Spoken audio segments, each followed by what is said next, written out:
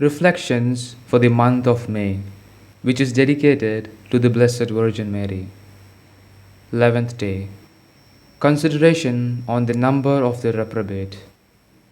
Turn your eyes down, my soul, to hell. Count all the damned before the coming of Jesus Christ. That is, Cain there, of the two brothers, one saved and one lost. And that great multitude are the souls of those that lived at the time of the flood, except one family, all or nearly all damned. And these others are the inhabitants of Sodom and Gomorrah. And these are the idolaters here: Egyptians, Amalekites, Canaanites, Assyrians, Phoenicians, Greeks, and Romans. And of the Hebrews, the chosen people, oh, how many of them there are damned. Count next those in the time of Jesus Christ. How many Gentiles that were not converted? How many philosophers that were obstinate? How many Hebrews that persecuted him? How many souls are down there that conversed with Jesus Christ, that had dealings with him, that saw his miracles with their own eyes? There is a Pilate, governor of Judea. There is a Caiaphas, the high priest. There a Herod, the king. There a Judas, the disciple of Jesus Christ. And there is a robber whose lot it was to die at his side. Then count the damned since his coming. Observe down there the many souls rebel against the gospel, blind to the miracles, persecutors of the church, all the Roman emperors for the first 3 centuries, the philosophers, the orators, and poets that made so much to do in the world. Behold there many Catholics, notwithstanding their faith, inspirations, sermons, and sacraments. Behold many princes, priests, bishops, and cloistered persons. And now, while I am meditating, how many souls are falling into hell. And I keep saying within myself, if all sinners must be damned, there will scarcely remain any for paradise. But consider how many damned there are there. What harm has come to God by their ruin? What loss to paradise by their absence? O my soul, live with the few if you would be saved with the few. Example: how many that would have been among the reprobate have been saved by devotion to Mary? There were in the year 1714 2 youths at their studies in Flanders, with good understanding, but of a very licentious life. They both spent a whole day in drunkenness and jokes, and went at night to a house to offend God.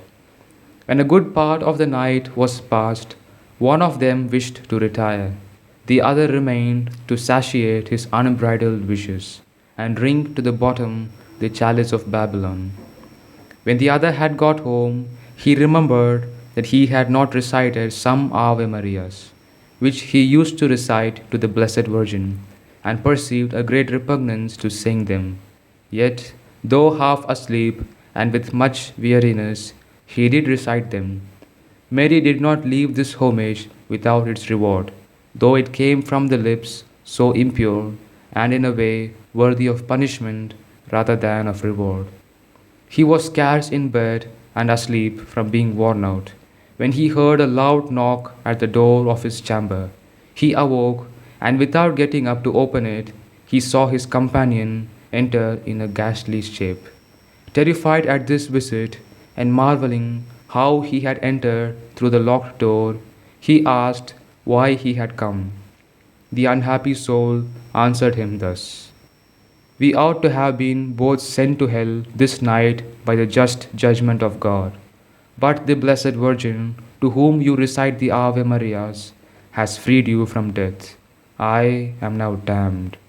In such a street," and he mentioned, "which my body lies killed by the fiends," and in proof of the truth he uncovered his breast, showing him the fire and many serpents that tormented him.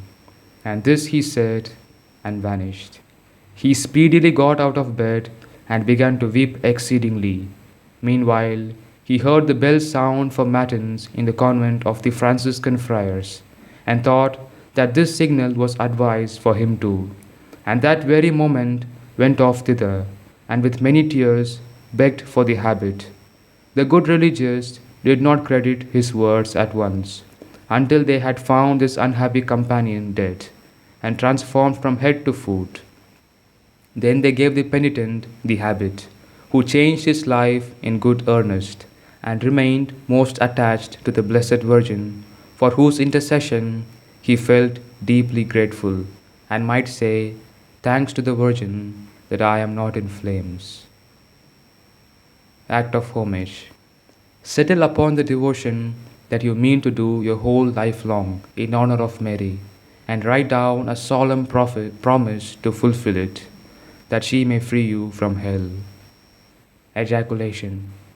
If time for penance still be mine, Mother, the precious gift is thine. Amen.